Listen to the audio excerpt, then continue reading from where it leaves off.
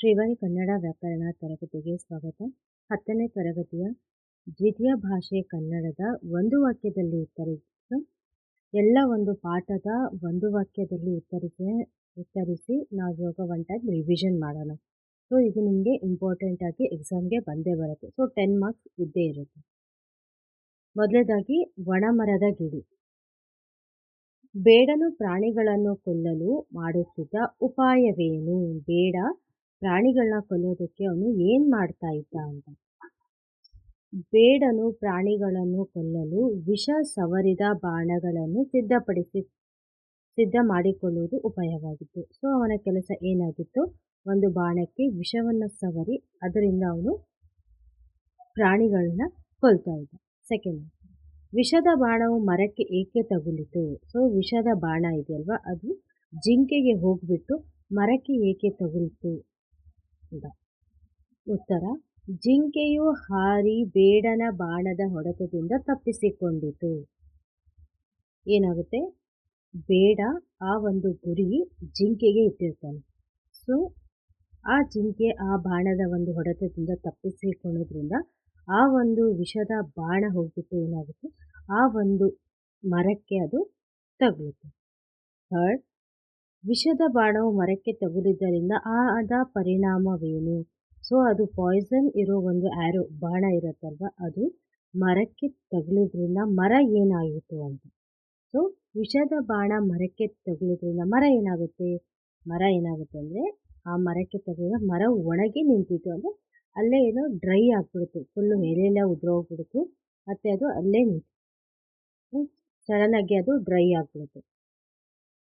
ನಂತರ ಅದರಲ್ಲಿ ಯಾವುದೇ ಒಂದು ಎಲೆನೂ ಸಹ ಅದರಲ್ಲಿ ಬೆಳೆಯೋಕ್ಕೆ ಸಾಧ್ಯ ಆಗಲಿಲ್ಲ, ಯಾಕಂದರೆ ಅದು ಗಿಡ ಫುಲ್ಲು ಪಾಯ್ಸನಸ್ ಆಗೋಯಿತು.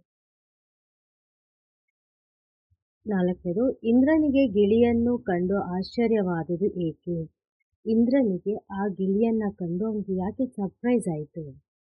ಮರ ಒಣಗಿ ನಿಂತರೂ ಗಿಳಿ ಆ ಮರದ ಪೊಟರೆಯನ್ನು ಬಿಟ್ಟು ಹೋಗದೆ ಅಲ್ಲಿಯೇ ವಾಸ ಮಾಡುತ್ತಿರುವುದನ್ನು ಕಂಡು ಇಂದ್ರನಿಗೆ ಆಶ್ಚರ್ಯವಾಯಿತು. ಸೊ ಯಾರು ಬೇಡನು ಹೊಡೆದ ಒಂದು ಬಾಣದಿಂದ, ವಿಷದ ಬಾಣದಿಂದ ಮರ ಏನಾಯಿತು, ಒಣಗಿ ನಿಂತಿತು. ಸೊ ಆ ಮರದಲ್ಲಿ ಯಾವುದೇ ರೀತಿಯಾದ ಎಲೆನೂ ಇರಲಿಲ್ಲ. ಸೊ ಅಂಥ ಒಂದು ಮರದಲ್ಲಿ ಗಿಳಿ ಯಾಕೆ ವಾಸ ಮಾಡ್ತಾ ಇದೆ ಅಂತ ಇಂದ್ರನಿಗೇನಾಯಿತು, ತುಂಬ ಆಶ್ಚರ್ಯ ಆಗುತ್ತೆ.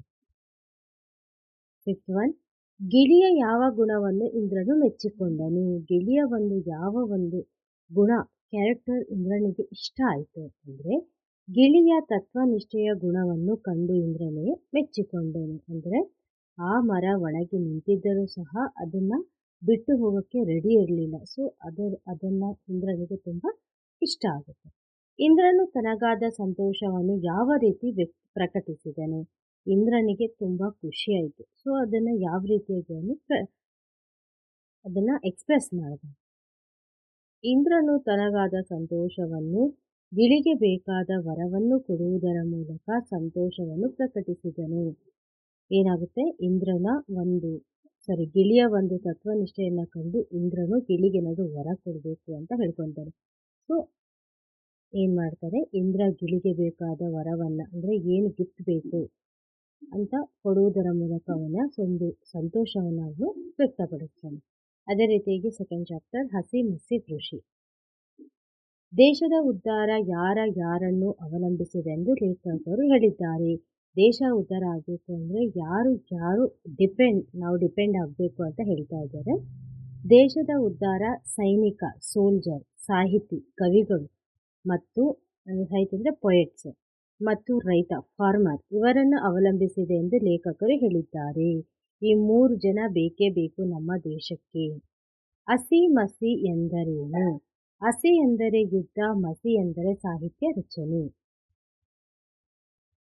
ಈ ನಾಡಿನ ಬೆನ್ನೆಲುಬು ಯಾರು? ಕೃಷಿಕ ಈ ನಾಡಿನ ಬೆನ್ನೆಲುಬು. ರೈತ ಈ ನಾಡಿನ ರೈತನು ಬರೀಬಹುದು, ಕೃಷಿಕ ಅಂತಲೂ ಬರೀಬಹುದು ನೀವು.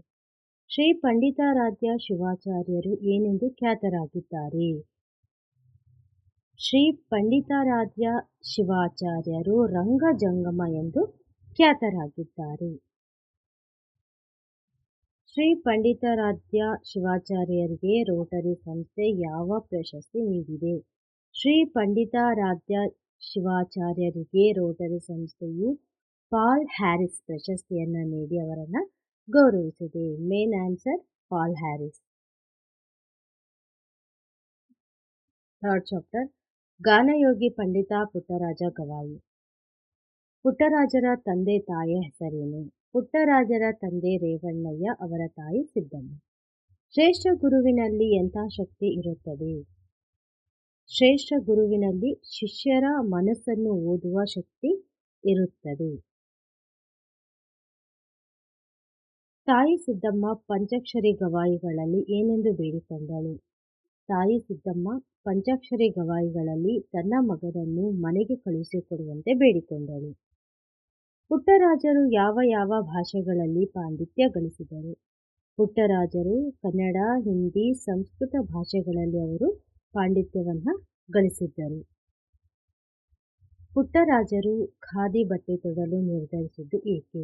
ಪುಟ್ಟರಾಜರು ಖಾದಿ ಬಟ್ಟೆಯನ್ನು ತೊಡಬೇಕು ಅಂತ ಯಾಕೆ ನಿರ್ಧರಿಸಿದ್ರು ಅಂದರೆ, ಪುಟ್ಟರಾಜರು ಖಾದಿ ಬಟ್ಟೆಯನ್ನು ತೊಡಲು ನಿರ್ಧರಿಸಿದ್ದು ಏಕೆಂದರೆ ಸ್ವದೇಶಿ ಆಂದೋಲನಕ್ಕೆ ಕೈಜೋಡಿಸುವುದಕ್ಕಾಗಿ.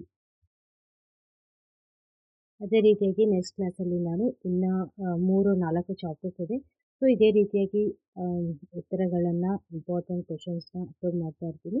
ನಿಮಗೆ ಯಾವುದೇ ರೀತಿಯ ಡೌಟ್ಸ್ ಇದ್ದರೆ ನನಗೆ ಕಮೆಂಟ್ ಮಾಡಿ ತಿಳಿಸಿ. ಅದೇ ರೀತಿಯಾಗಿ ಮಾಡಲ್ ಕ್ವಶನ್ ಪೇಪರಿಂದ ಬಂದಿರೋ ಒಂದು ಕ್ವಶನ್ಗೆ ನಾವು ಆನ್ಸರ್ನ ನೆಕ್ಸ್ಟ್ ಕ್ಲಾಸಲ್ಲಿ ನಾನು ಅಪ್ಲೋಡ್ ಮಾಡ್ತೀನಿ. ಸೊ ನಿಮಗೆ ಇನ್ನೂ ಹೆಚ್ಚು ಬೇಕು, ಮಾಡಲ್ ಕ್ವಶನ್ ಪೇಪರ್ ಬೇಕು ಅಂದರೆ ನನಗೆ ತಿಳಿಸ್ಕೊಡಿ. ಧನ್ಯವಾದ.